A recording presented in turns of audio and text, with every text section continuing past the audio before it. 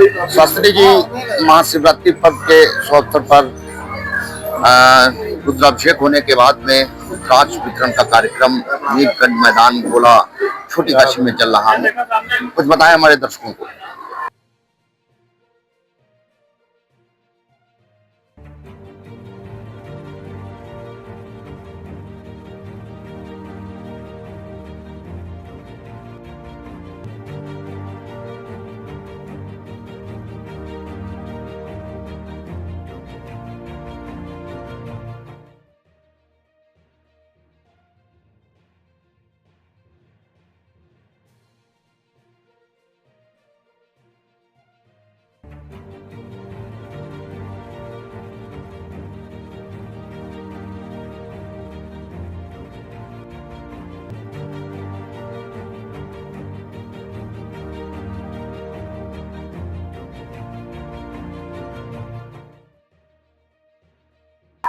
इस बार ऐसा हुआ कि हमने ये विचार किया कि 12 वर्ष के बाद में कुछ न कुछ विशेष होता जरूर है। ऐसा शास्त्र सम्मत नियम है कि लोग जो है तो एक देहात में कहावत कहते हैं 12 साल बाद जो है तो दिन बहुर जाते हैं। तो ये वर्ष इस बार 13वां था।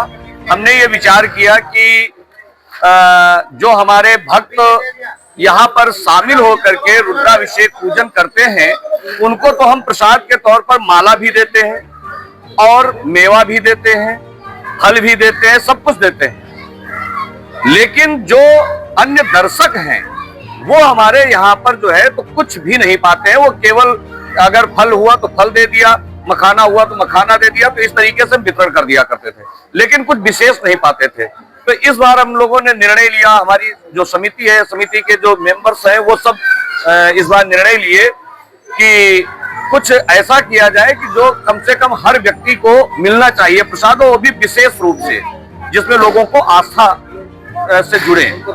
तो ये हुआ कि एक रुद्राक्ष का जो है शिवलिंग बनाया जाए और उस शिवलिंग को पूरी रात्रि महाशिवरात्रि के दिन उसका पूजन किया जाए और पूजन के अगले दिन ये रुद्राभिषेक पूजन करने के बाद उस मतलब जो रुद्राक्ष है उसको सभी जन जन तक पहुंचाने का प्रयास किया जाए। तो इसलिए जो है तो वो रुद्राक्ष का शिवलिंग बनाने के बाद में आज सुबह उसको निकाला गया और उसके बाद में वो सारे रुद्राक्ष एक जगह इकट्ठा किए गए और शाम को आज जो है 6 बजे समय दिया गया था। आप लोगों को भी पता ही है कि सबको, तो आज इसीलिए ये जो है तो रुद्राक्ष का वितरण हो रहा है और रुद्राक्ष भगवान शिव को अति प्रिय है, इसलिए रुद्राक्ष को जो है तो हमने कहा कि रुद्राक्ष ही जो है ज्यादा अच्छा रहेगा अगर प्रसाद के तौर पर दिया जाए। भक्ति भाव से इसको क्या करना है, गले में रखना है, इसको देखिए ऐसा है कि अगर मान लिया जिन बच्चों को भय लगता है या पढ़ाई में अच्छा सा मन नहीं लग पाता है और डर जाते हैं, उनको ये रुद्राक्ष अगर पहनाया जाए तो बहुत ही अच्छा रहेगा। लेकिन इसमें एक चीज का ये भी ध्यान रखना चाहिए कि रुद्राक्ष पहनने के बाद आप जो है तो किसी भी तरीके का मीट, मुर्गा, दारू का सेवन नहीं कर सकते हैं। ऐसा करना अनुचित है, इसलिए इसको धारण तभी करें जब आप इन सब व्यसनों से दूर हो। शालिग्राम भी बताया था जी। शालिग्राम भगवान तो प्रत्येक घर में, हिंदू के प्रत्येक घर में होने चाहिए और क्योंकि शालिग्राम जो है तो शालिग्राम के लिए कहा गया है कि मतलब जिस घर में शालिग्राम होते हैं और अगर उनका जल स्नान करा करके पी लिया जाए तो कहते हैं अकाल मृत्यु हरणम, अकाल मृत्यु नहीं हो सकती है। अकाल मृत्यु हरणम सर्व व्याधि विनाशनम, समस्त प्रकार के व्याधियों का विनाश कर देते हैं। विष्णु पादोदकम पित्वा, अगर विष्णु भगवान के इस पादोदक को यानी चरण का धुला हुआ अगर पी लिया जाए तो पुनर्जन्म न विद्यते, दोबारा उसका जन्म नहीं होता है और आवागमन से मुक्त हो जाता है। तो इसलिए हम लोगों ने ये विचार किया कि इस बार क्यों न जो है तो जन जन तक शालिग्राम भी पहुंचाने का प्रयास करें। और शालिग्राम के लिए एक विशेष चीज और है, जिन पति पत्नी के बीच में आपस में खटास रहती है, वैसे तो थोड़ा बहुत तो हर घर में होता ही है, ऐसा नहीं है कि नहीं होता है, लेकिन जिन घरों में अक्सर ऐसी स्थिति बनी रहती है। अगर वो महिलाएं नित्य प्रति शालिग्राम भगवान के ऊपर तुलसी पत्र चढ़ाएं तो निश्चित है कि जिस प्रकार से शालिग्राम से तुलसी विलग नहीं हो सकती है, उसी प्रकार से पति पत्नी एक दूसरे से विलग नहीं रह सकते हैं। कितना स्नेह प्यार हो जाएगा। इसके द्वारा रुद्राभिषेक हुआ, इसके द्वारा क्या श्रद्धालुओं से पैगाम है और क्या मैसेज है? बस हम यही चाहते हैं, कल भी हमने श्रद्धालुओं से सभी से कहा कि जब हमने ये प्रथम रुद्राभिषेक पूजन का कार्यक्रम प्रारंभ किया था तो मात्र हमारे पास में 21 लोग थे, और फिर अगले वर्ष जो है तो वही लगभग 35 से 40 लोग हमसे जुड़ गए, और फिर उसके बाद में 51, 50 मतलब 51 के बाद में 100 के बाद में 200, आज की डेट में कल 500 लगभग बैठे हुए थे, मतलब 250 जोड़े के करीब में बैठे थे। रुद्राक्ष धारण करने की विधि क्या है?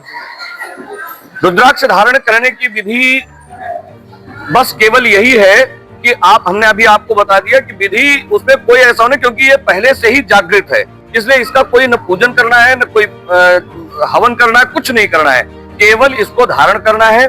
बस यही है कि किसी भी व्यसन को ना अगर कर रहे हो तभी धारण करें, अन्यथा इसको धारण ना करें। पूजा के स्थान पे रख सकते हैं, पूजन के स्थान पे रख सकते हैं, बिल्कुल किसी भी, क्योंकि आसन अगर आप कोई नहीं देंगे तो गलत है ना, तो इसलिए किसी न किसी पात्र में एक छोटी सी जो है तो चाहे भले ही क्यों ना रुई का थैया बना दें और उसके ऊपर रख दें, लेकिन कोई न कोई आसन देना आवश्यक है।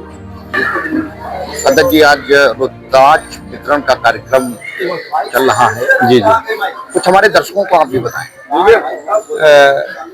मैं तो पूरे नगर वासियों की ओर से मां कात्यायनी सेवा समिति और पंडित रामदेव शास्त्री जी का आभार व्यक्त करता हूं कि उन्होंने ये एक नई परंपरा इस गोला नगर में चालू की। नहीं तो हम कुछ ही लोग, कल रात की स्थिति थी कि शास्त्री जी ने मुझसे आदेश दिया, मुझे कहा कि ये ग्राउंड छोटा पड़ रहा, और कल हकीकत यह थी कि हम लोग जितने लोग बैठ गए, उसके बाद जो श्रद्धालु यहाँ आते हैं दूर दराज से शिव मंदिर, क्योंकि मंदिर का भी अर्घा छोटा है, उसमें सब नहीं बैठ सकते, वो यहीं बैठते थे आके। तो कल वो बेचारे बहुत ज्यादा बैठ नहीं पाए, पूरा ग्राउंड जितने हमारे पूजक हैं, यजमान, उनसे भरा था। तो इनका अनुरोध था कि इसका ग्राउंड कुछ बढ़ाया जाए, क्योंकि कॉरिडोर का काम चल रहा और बढ़ाना कठिन है। फिर भी मैं इनके उस कल की मांग पर, आदेश पर विचार करूंगा, और बहुत अच्छा निर्णय रहा कि जो लोग पूजन में नहीं बैठ पाते, किसी समस्या बस नहीं आ पाते हैं, नहीं समय दे पाते, उनके घर के लिए ले जाने के लिए। और कल पहली बार पंडित जी ने हम लोगों को माला, मैं स्वयं बैठा और सुबह गया हूँ 5 बजे, तो एक माला के साथ शालिग्राम जी को भी दिया है, और जनता के लिए, श्रद्धालुओं के लिए गोला भक्त का गोला। आप देखिए, अभी बिजुआ से लोग आए थे, मोहम्मदी से लोग आए थे, और दूर दूर से। इसका मतलब छोटी काशी का विकास हो रहा, छोटी काशी का नाम और उसका यहाँ की कार्य पद्धति दूर तक जा रही है। तो पंडित रामदेव जी का आभार कि उन्होंने 5100 रुद्राक्ष की शिवलिंग बना के जो रुद्राभिषेक किया है, और ये शिव रुद्राक्ष लोग ले जा रहे हैं, देखिए 6 बजे से। और इसको ले जाने से एक श्रद्धा, एक छोटी काशी के प्रति भाव, और उनकी मनोकामनाएं पूर्ण करें ईश्वर, यही कामना देता हूं। और पुनः मां कात्यायनी सेवा समिति पंडित रामदेव शास्त्री जी का आभार व्यक्त करता हूं कि ऐसे ही नगर में ये धार्मिक कार्यक्रम करती रहे मां कात्यायनी, और समय समय पर करती भी रही है मां कात्यायनी समिति। चाहे हमारा समर कैंप हो, वैदिक समर कैंप, जिसमें संस्कृत और हमें संस्कार सिखाए जाते हैं, ऐसे वैदिक करें, और वो वही बच्चे जिनकी आयु 18 से कम होती है, ऐसे बच्चों को शास्त्री जी को द्वारा किया जाता है। या राम जन्मभूमि की उत्सव 22 बारी उस पे कार्यक्रम, या दीपावली पे दीप वितरण, तमाम ऐसे कार्यक्रम हैं, गिनाने लगे बहुत कार्यक्रम मां कात्यायनी सेवा समिति गोला में, गोला को सजाने संवारने में अग्रणी भूमिका निभा रही है। एक बार पुनः उनका आभार, धन्यवाद। और आप सभी का, जो आप सभी के द्वारा ये सूचना गई, और काफी लोग श्रद्धालु देखिए 6 बजे से लाइन में लगे थे, माताएं बहनें, और सभी ने रुद्राक्ष पाई है सभी का। 6 बजे से वितरण हो रहा है, तो अब कब तक होगा और लगभग कितने लोग?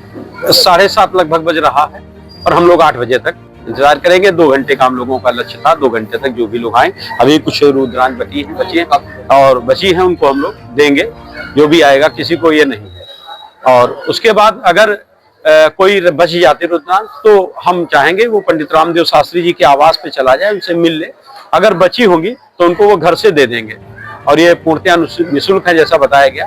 तो उसके बाद गोला में अगर कोई नहीं आ पाता है, कोई हर सालक चल रही किसी दिक्कत से नहीं आ पाता है, तो शास्त्री जी के निज निवास पंजाबी कॉलोनी पे चला जाए और उनसे प्राप्त कर सकता है। यहाँ से जो बचेंगी वो वहां से भी वितरण क्रम जारी होगा। यह नहीं कि आज बच गए फिर गाइडलाइन होगी खत्म। जब तक ये रहेंगी तब तक शास्त्री जी के निवास से आदमी ले सकते हैं।